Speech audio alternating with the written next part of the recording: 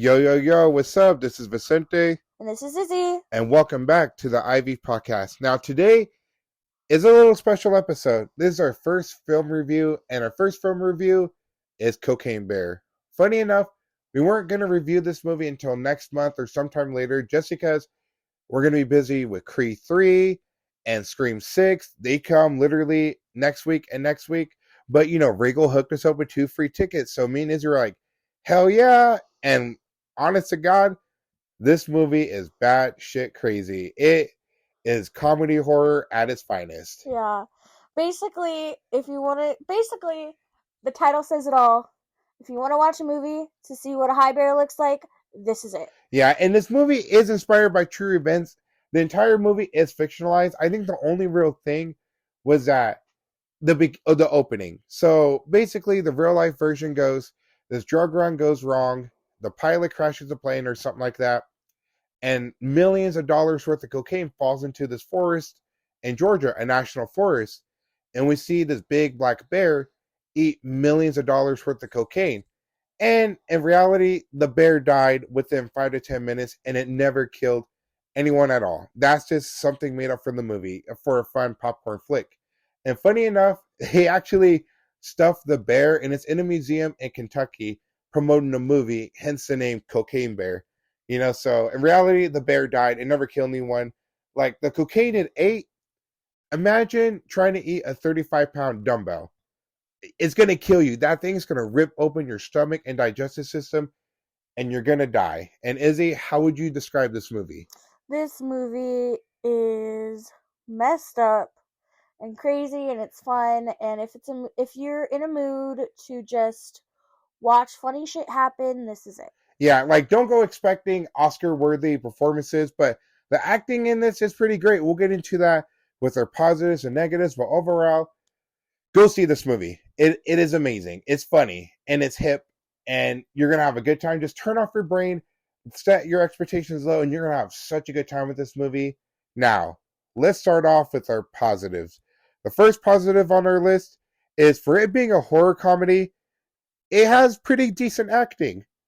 Yeah, I think one of the favorite actors within this is probably the kids in the movie, because they're one of the opening scenes, and they really hit this movie off with the type of humor it uses with them being preteens. Yep, and and it also has Alden Ehrenreich, who played a young Han Solo in Solo: A Star Wars Story.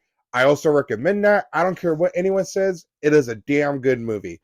And then you get O'Shea Jackson Jr., Ice Cube's son, who's been up and a rise lately. He was in a Kenobi TV show. He was in Godzilla, King of the Monsters, but he's most well known for playing Ice Cube himself in Straight Outta Compton. Also love that movie. I recommend checking it out. You get Kerry Russell playing the mom, and she's always fantastic in whatever she does. I love Kerry Russell. And then the last one, Ray Liotta. Man, homie, rest in peace, man. It sucks you were taken from this world, but you know what? You damn for sure left us some good ass movies, playing a tough gangster type of guy, and I hope you're kicking ass in heaven. You're definitely missed, but I'm happy this was your last movie you did, and you went out with a bang. So yeah, decent acting from the entire cast of this movie. And now on to our second positive. Despite the bear being CGI, it looks pretty good and it looks realistic in some close-up shots. Yeah, the bear, I feel, definitely, I think, uses some practical effects throughout the movie, but the CGI looks amazing. It looks like a real bear, and it will scare the shit out of you.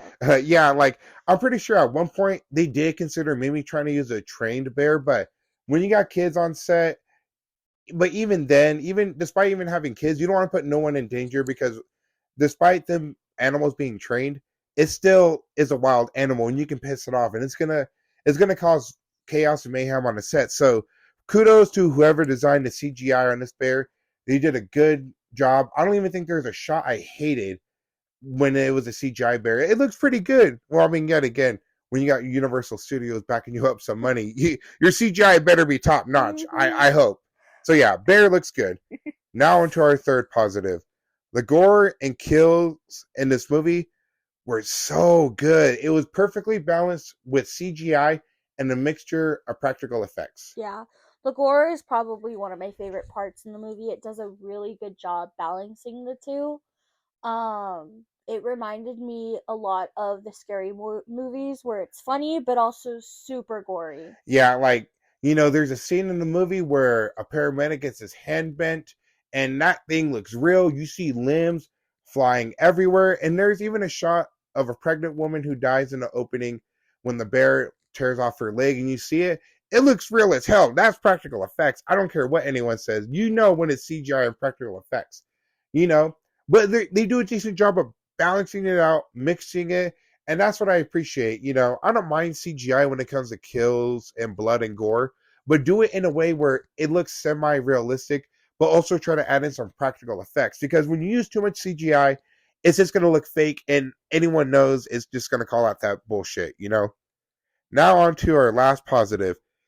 The film does a decent job of balancing the dark humor with serious moments. Now, this is dark comedy. There's a scene where a cop shoots O'Shea Jackson's character's fingers off, and it's played off for jokes. And then there's a moment where the bear is running after him, but then it passes out because it's too high, and it falls on Alden Ehrenreich's character. And there's a scrawny kid that tries telling Alden's character, "Can't you just move the bear?" And he's all like, yeah, because if it was that easy, I would have done it. And then they're discussing whether it's a female or male bear, and Alden Ehrenreich's character says, "It's a female bear." And he asks, "How do you know?" And he replies, "I can literally feel the bear's vagina on my ear." And so that was a funny moment for us. It got a lot of laughs in the theaters, and everyone's funny in this movie, even the kids. Like, there's a scene where Izzy couldn't believe it. She straight up looked at me, and I looked at her. There's a scene where both of the kids eat cocaine. Yeah, the kids in this movie bring a great preteen humor to the movie with some R-rated messages. um Yeah, so like kids, even though it's funny, don't do drug, kids. Drugs are bad, okay? A little South Park humor in there. And now, but when it comes to serious moments, it delivers because there's a moment in the movie where Ray Liotta's character is straight up going to murder the mom and the kids, but then Alden Ehrenreich's character, along with O'Shea Jackson Jr.'s character, stand in front of him and say, "Dude, there's kids involved. Let's just forget the money and go." And so when you have those serious moments in this movie, or when the survivors are legitimately scared of the bear, and the bears is straight up just hunting them, and no comedy moments, it's pretty scary. It gets tense up. yeah.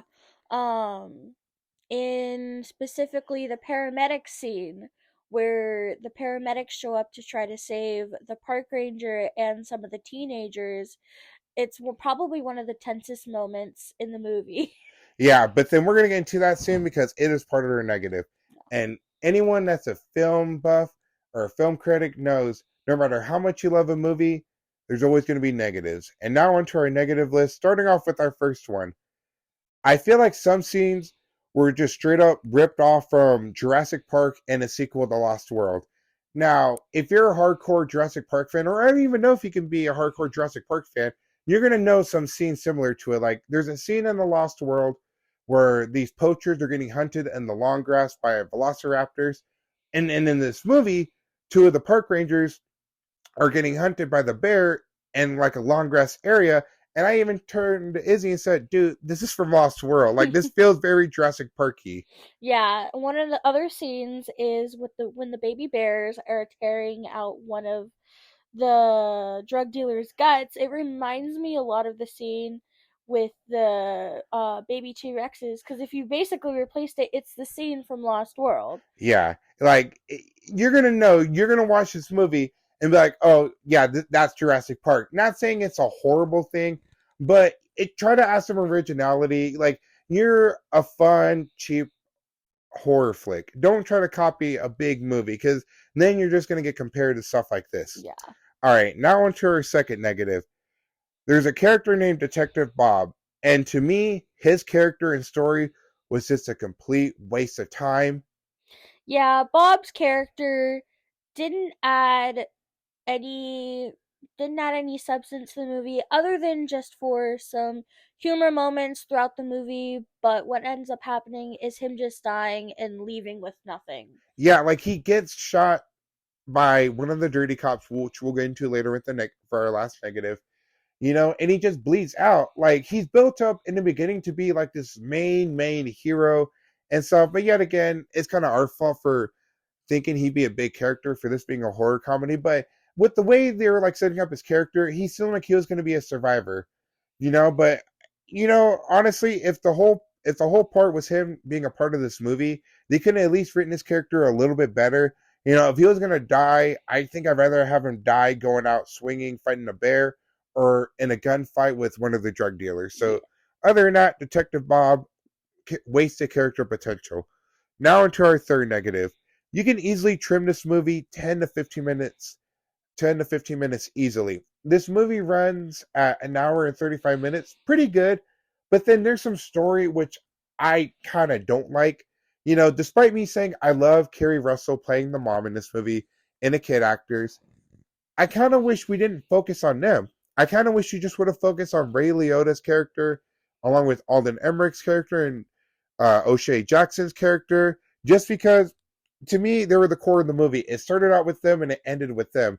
You could have easily done this movie so good. Like they could have been anti-heroes at the end of this movie, because in the end, O'Shea Jackson Jr.'s character and Alden Emmerich's character, they feel like heroes despite them being drug dealers. And that's where I split off with my opinion because I really liked the part with the mom going out and saving the kids because I feel like the second timeline just makes that movie so much better because then without it, it would make the movie feel like it was basically about a drug run. It wouldn't be about the horror and the humor. It would be a lot more serious, in my opinion. Yeah, well, you see, I mean, Izzy's kind of a loser, so I mean, I I'm just like, I love you. I love mean, you like, too. I don't mind the mom story, but if you're gonna have two separate storylines, at least try to make it coherent a little better.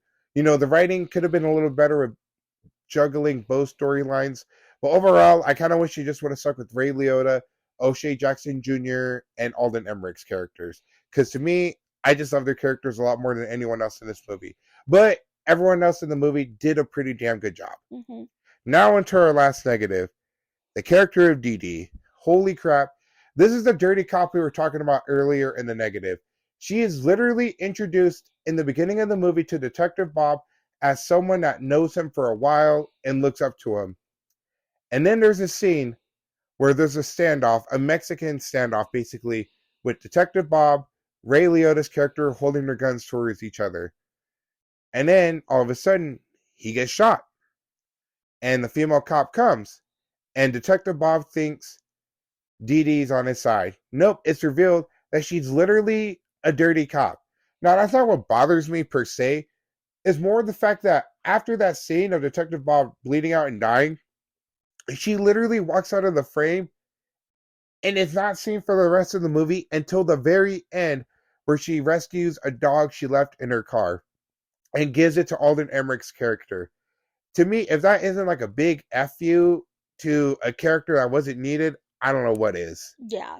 Her character basically was a dog sitter in the movie. She didn't add any humor, she didn't add any serious notes. It was just she was just there. Yeah, like you could easily just write out that character. You could have replaced it with anyone else, or you could have just had Detective Bob just die from a gunfight. Something like that. You didn't need the character of Dee Dee. She just no hate to the actress. Don't go attack her.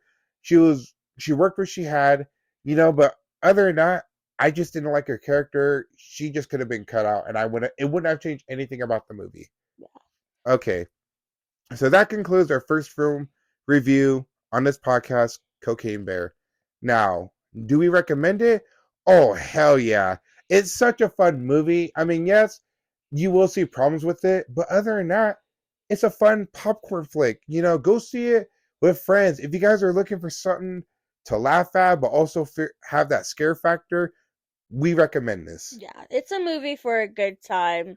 If you're looking for some laughs with a little bit of gore, this is the movie for you. Yep, like it's good. For my personal ranking, out of 10, I give it a 7.9 out of 10. Izzy, what do you give it? For mine, I would probably give it. Let's go with a 7.5. Because, I mean, the humor is really good, the gore's really good, the characters are pretty good for the most part, and even though to some the storyline may be a little odd, I enjoyed it. Yeah, well, that concludes this special episode of the IV podcast. We thank you to whoever listened. We can't wait to start recording more episodes next week. Be good people to each other. Take care of each other. Take care of yourself. And as always, we love you all and thank you for listening. Peace out, everyone. Bye, guys. Be sure to like and subscribe. Yep.